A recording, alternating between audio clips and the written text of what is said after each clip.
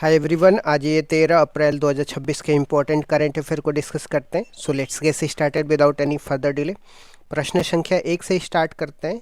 Iraq का नया राष्ट्रपति किसे नियुक्त किया गया है? तो निजार अमेदी को इराक का नया राष्ट्रपति नियुक्त किया गया है। वे इराक के नए राष्ट्रपति चुने गए हैं। वे कुर्दिश समुदाय के नेता हैं, तो ये भी आपको ध्यान में रखना है। इराक की राजधानी बगदाद है और इराक से ही दो नदियां बहती हैं जिसको टिग्रिस और यूफ्रेटिस बोलते हैं, और हिंदी में इसको दजला फरात नदी बोलती हैं, जहाँ पे मेसोपोटामिया की सभ्यता विकसित हुई थी। हाल ही में जिबूती के नए राष्ट्रपति इस्माइल उमर 6वीं बार चुनाव जीते हैं, तो ये भी आपको ध्यान में रखना है। नेक्स्ट क्वेश्चन में आते हैं। इसरो के गगनयान मिशन के लिए दूसरा इंटीग्रेटेड एयर ड्रॉप टेस्ट कहाँ पे किया गया है? तो श्रीहरिकोटा आंध्र प्रदेश में किया गया है। यह सतीश धवन अंतरिक्ष केंद्र पर संपन्न हुआ है। इसमें 5.7 टन वजन के क्रू मॉड्यूल चिनूक हेलीकॉप्टर से 3 किलोमीटर की ऊंचाई से गिराकर पैराशूट के माध्यम से सुरक्षित लैंडिंग की टेस्टिंग की गई है। कर्नाटक पोस्टल सर्किल ने गगनयान मिशन पर एक स्मारक डॉक टिकट भी जारी किया है, तो ये भी आपको ध्यान में रखना। नेक्स्ट क्वेश्चन में आता है। कांस फिल्म फेस्टिवल के अनसर्टेन रिकॉर्ड सेक्शन में चुनी जाने वाली पहली नेपाली फिल्म कौन सी बनी है? तो इसका नाम एलिफेंट इन द फॉग है। यह इस सिलेक्शन में सेलेक्ट होने वाली पहली नेपाली फिल्म है। इसके निर्देशक की बात करते हैं तो अविनाश विक्रम शाह हैं, और फिल्म के विषय की बात करते हैं तो हाथियों का मानव बस्ती पर हमला है। नेपाली भाषा की बात करते हैं तो इसको भारतीय संविधान में 8 शेड्यूल में 71st कॉन्स्टिट्यूशन अमेंडमेंट करके 1992 के तहत इसको जोड़ा गया था। नेक्स्ट क्वेश्चन में आते हैं। भारतीय सेना ने ब्रह्मास्त्र अभ्यास का आयोजन कहाँ पे किया है? तो जैसलमेर राजस्थान के पोखरण में किया है। इसमें अपाचे अटैक हेलीकॉप्टर की मारक क्षमता का प्रदर्शन किया गया है, जिसे हवा में उड़ता हुआ टैंक कहा जाता है। पोखरण में ही भारत ने 1974 में स्माइलिंग बुद्धा, 1998 में ऑपरेशन शक्ति में परमाणु परीक्षण किए, तो ये भी आपको ध्यान में रखना है।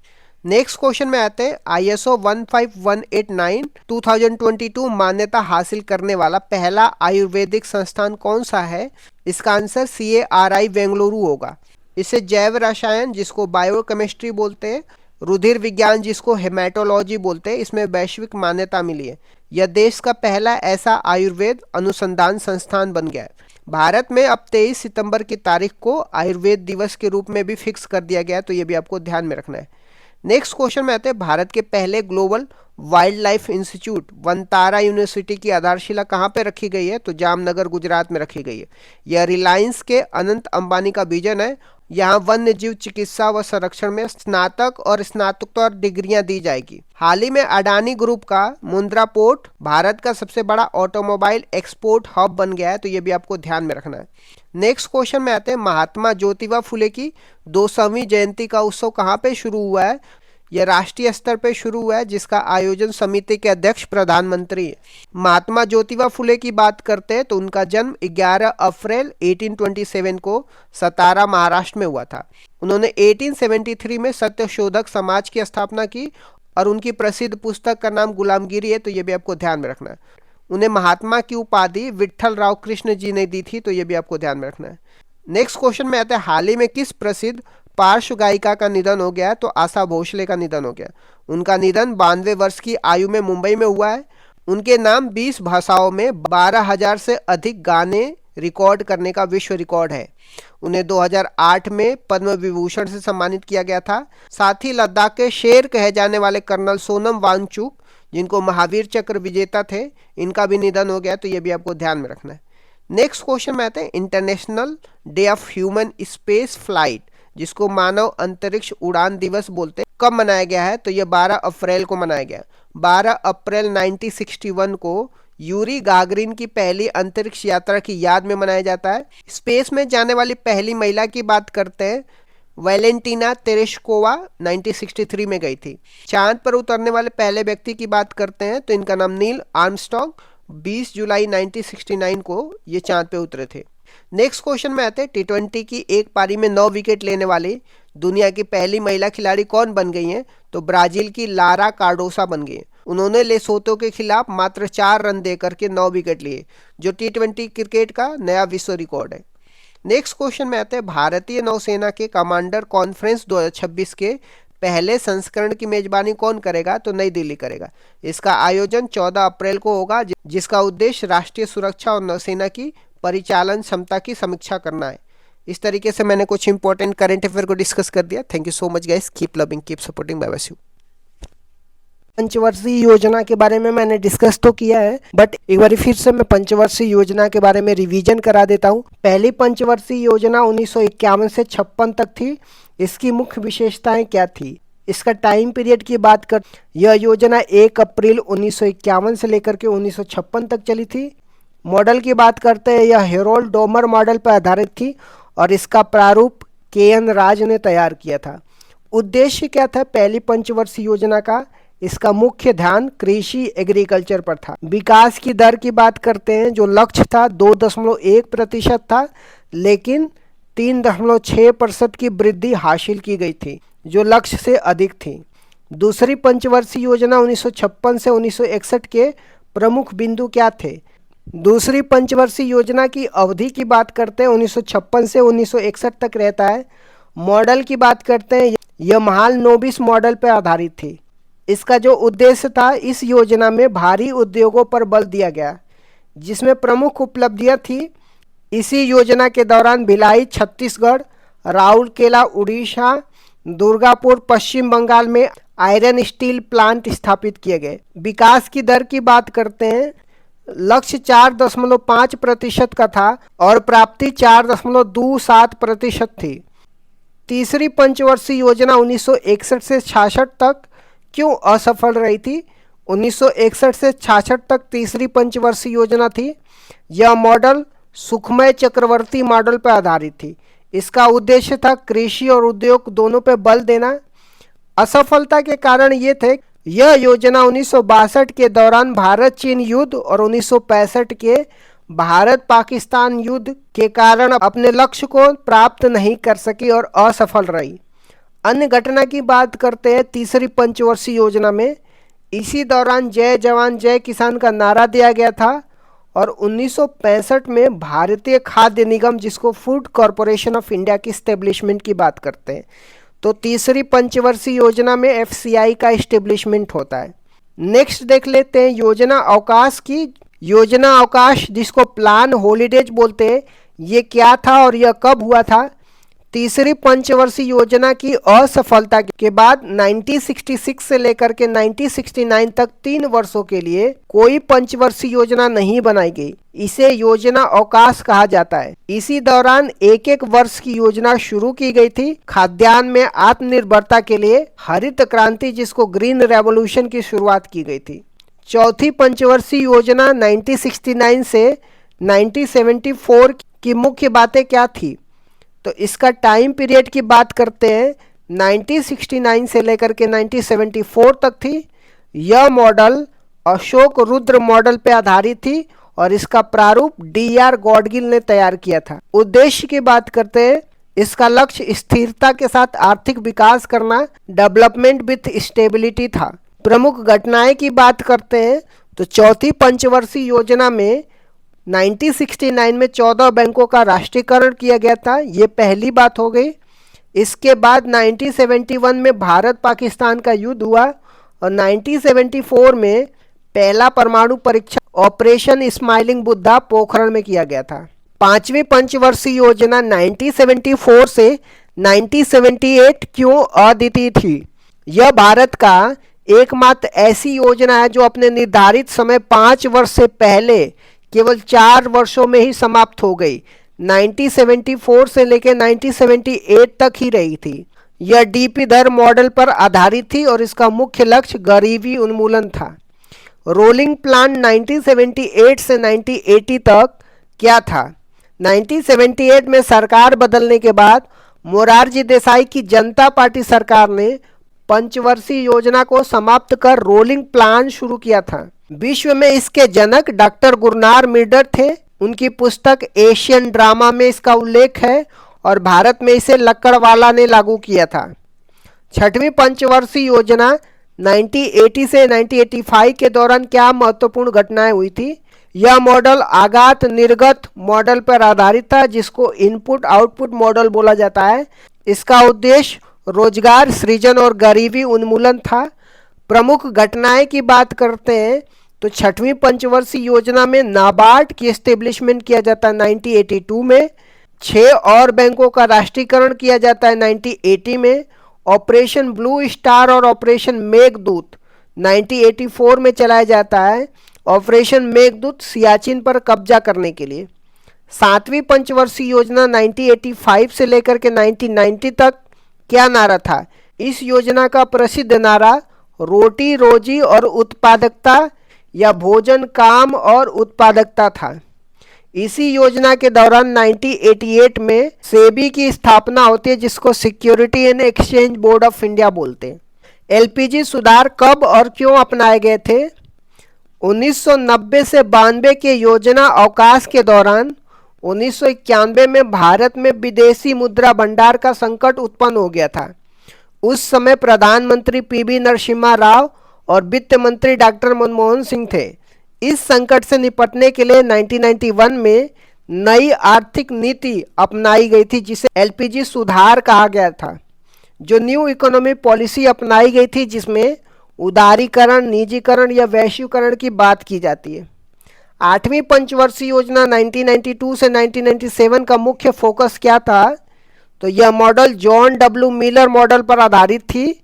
इसका मुख्य बल मानव संसाधन विकास था, जो 1990 में आए एचडीआई मानव विकास सूचांक की अवधारणा से प्रेरित था। अन्य घटनाएं की बात करते हैं 8वीं पंचवर्षीय योजना में। इसी दौरान 73वां और 74वां संविधान संशोधन हुआ, जो पंचायती राज और नगर निगम के लिए है। इसी समय 1 जनवरी 1995 को डब्ल्यूटीओ की स्थापना होती है, जिसको वर्ल्ड ट्रेड ऑर्गेनाइजेशन बोलते हैं।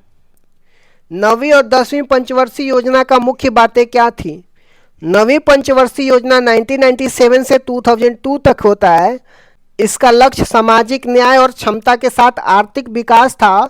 प्रधानमंत्री ग्राम सड़क योजना 25 दिसंबर 2000 को और कारगिल युद्ध 1999 में इसी दौरान हुआ था। 10वीं पंचवर्षीय योजना 2002 से 2007 तक थी। यह भी आगात निर्गात मॉडल पर आधारित थी। नरेगा अधिनियम 2005 में आया और 2 फरवरी 2006 को लागू हुआ था। 11वीं पंचवर्षीय योजना 2007 से लेकर 2012 की विकास दर की क्या विशेषता थी? इसका लक्ष्य तीव्र और समावेशी विकास, जिसको रैपिड एंड इंक्लूसिव डेवलपमेंट था।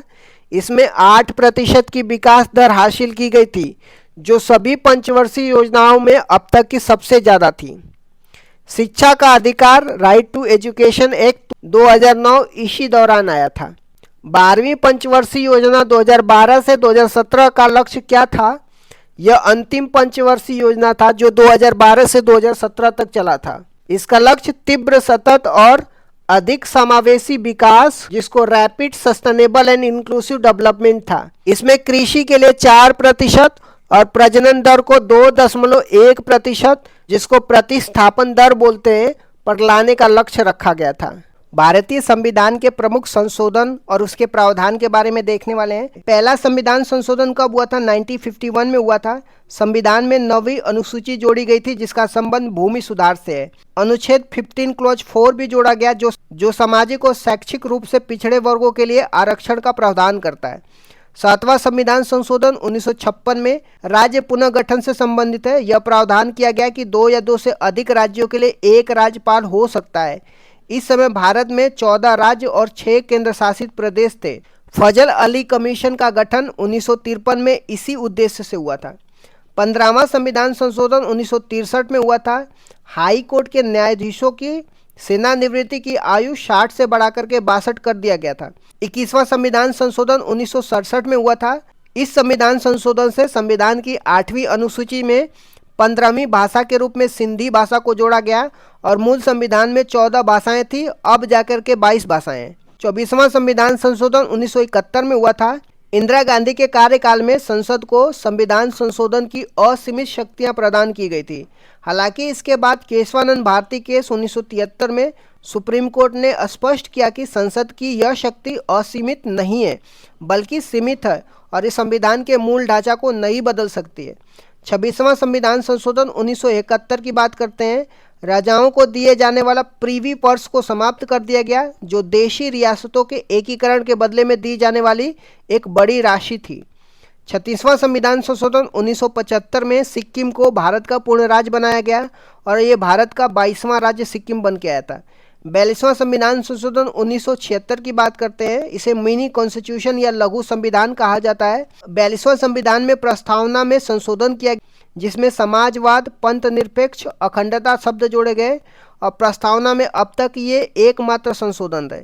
42वां संविधान संशोधन में फंडामेंटल ड्यूटी जोड़ी गई थी, जो भाग 4A में अनुच्छेद 51A को जोड़ा गया था, जिसमें मौलिक कर्तव्य शामिल थे। यह सरदार स्वर्ण सिंह समिति की सिफारिश पे फंडामेंटल ड्यूटी, जिसको मौलिक कर्तव्य बोलते हैं, इसको जोड़ा गया था। 42वां संविधान संशोधन में राज्य सूची से समवर्ती सूची में विषयों को हस्तांतरण किया गया, जिसमें 5 विषय वन, वन्य जीव, मापतोल, न्याय प्रशासन और शिक्षा को राज्य सूची से समवर्ती सूची में स्थानांतरित किया गया। नए अनुच्छेद आर्टिकल 39A जो निःशुल्क कानूनी सहायता की बात करता है, आर्टिकल 48A जो पर्यावरण संरक्षण की बात किया जाता है, ये भी 42वां संविधान संशोधन में जोड़ा जाता है। 44वां संविधान संशोधन 1978 की बात करते हैं। ये मोरारजी देसाई के कार्यकाल में हुआ था। इसमें संपत्ति के अधिकार में बदलाव किए जाते हैं। संपत्ति के अधिकार को मौलिक अधिकार की सूची से हटा करके इसे कानूनी अधिकार, जिसको लीगल राइट बनाया गया, जो अब अनुच्छेद 300A में है। पहले इसमें आर्टिकल 30 पहले संपत्ति का अधिकार आर्टिकल 31 पहले संपत्ति का अधिकार अनुच्छेद 31 में था। राष्ट्रीय आपातकाल, नेशनल इमरजेंसी की बात करते हैं। इसमें राष्ट्रीय आपातकाल के लिए आंतरिक अशांति के स्थान पे सशस्त्र विद्रोह शब्द का प्रयोग किया गया। राष्ट्रीय आपातकाल लगने के लिए कैबिनेट की लिखित अनुमति को अनिवार्य किया गया। संविधान में कैबिनेट शब्द की पहली बार उल्लेख इसी संशोधन में हुआ था। आ जाते हैं 52वां संविधान संशोधन की बात करते हैं, जो 1985 में हुआ था। राजीव गांधी के कार्यकाल में दल बदल विरोधी कानून आया था, जिसको एंटी डिफेक्शन लॉ बोलते हैं। संविधान में 10वीं सूची जोड़ी गई, जिसका उद्देश्य दल बदल को रोकना था। आ जाते हैं 61वें संविधान संशोधन, जो 1989 में हुआ था। यह राजीव गांधी के कार्यकाल में मतदान की आयु 21 वर्ष से घटा करके 18 वर्ष कर दी गई थी।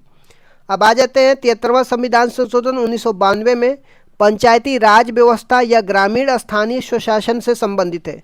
संविधान के भाग 9 और 11वीं अनुसूची जोड़ी गई, जो पंचायती राज से संबंधित है। भाग 9 में अनुच्छेद 243 से लेकर के 243O शामिल किया गया। 24 अप्रैल 1993 से इसको लागू किया गया। 74वां संविधान संशोधन 1992 की बात करते हैं। ये शहरी स्थानीय स्वशासन की बात करता है, जिसमें नगर पालिका नगर निकाय से संबंधित है। संविधान में भाग 9A और 12वीं अनुसूची जोड़ी गई। 12वीं अनुसूची में टोटल 18 विषय हैं।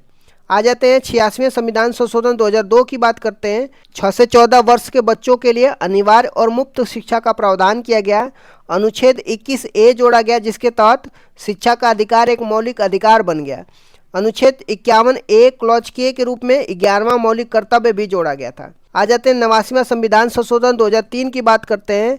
अनुच्छेद 338A को जोड़ा गया, जिसमें राष्ट्रीय अनुसूचित जनजाति आयोग, जिसको national commission for scheduled tribe का उल्लेख है।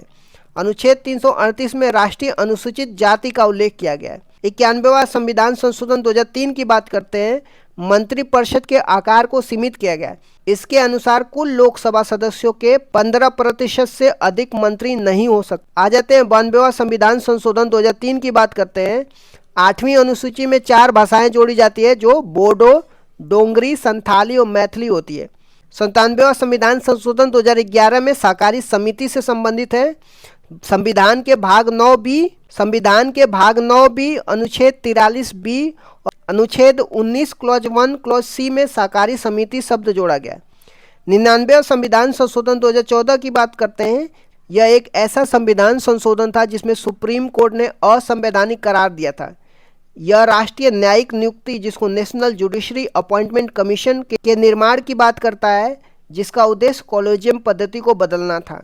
आ जाते हैं 100वां संविधान संशोधन 2015 की बात करते हैं। भारत और बांग्लादेश के बीच में 3 बीघा कॉरिडोर जमीन के आदान प्रदान से संबंधित है। 101वां संविधान संशोधन 2016 की बात करते हैं। जिसमें जीएसटी, जिसको गुड्स एंड सर्विस टैक्स बोलते हैं, इससे संबंधित है। यह 1 जुलाई 2017 को लागू हुआ।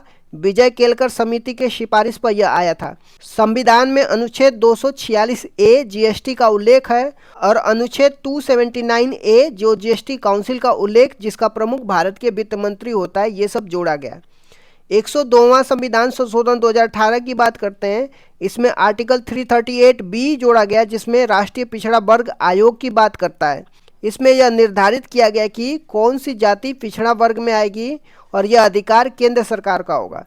आ जाते हैं 103वां संविधान संशोधन 2019 की, जो आर्थिक रूप से कमजोर वर्ग, जिसको इकोनॉमिकली वीकर सेक्शन बोलते हैं, 10% आरक्षण की बात किया जाता है। संविधान में अनुच्छेद 15 क्लॉज 6 संस्थाओं में प्रवेश के लिए आरक्षण और अनुच्छेद 16 क्लॉज 6 सरकारी नौकरियों में आरक्षण की बात किया जाता है।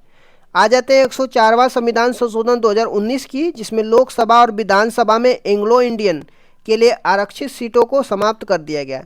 अनुसूचित जाति, अनुसूचित जनजाति के लिए आरक्षण को 10 साल के लिए क्या कर दिया गया, बढ़ा दिया गया। आ जाते हैं 105वां संविधान संशोधन 2021 की। यह 102वें संविधान संशोधन में संशोधन करता है। यह राज्य सरकारों को यह अधिकार देता है कि वो अपनी स्वयं की राज्य सूची में शामिल की जाने वाली पिछड़े वर्गों की जातियों की पहचान कर सके, जो शक्ति 102वें संविधान संशोधन में केंद्र के पास दी गई थी। राष्ट्रपति ने 18 अगस्त 2021 को इस पर हस्ताक्षर कर दिया था। आ जाते हैं 106वां संविधान संशोधन 2023 की। इसे नारी शक्ति वंदनम अधिनियम के नाम से भी जाना जाता है। यह 128वां विधेयक था। इसका उद्देश्य लोकसभा और विधानसभा में महिलाओं को 33% आरक्षण प्रदान करना है। इसे अर्जुन मेघवाल ने पेश किया था और राष्ट्रपति ने इसे 28 सितंबर 2023 को सहमति दे दी थी। यह अगला परिसीमन 2026 के बाद लागू होने वाले चुनाव में लागू होगा।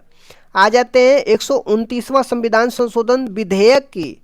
ये संविधान संशोधन विधेयक है जो प्रस्तावित किया गया है। भारत का नवीनतम विधेयक है। जो यह वन नेशन वन इलेक्शन की बात किया जाता है, जो एक राष्ट्र एक चुनाव से संबंधित है। यह रामनाथ कोविंद कमेटी की सिफारिश पर पेश किया गया था।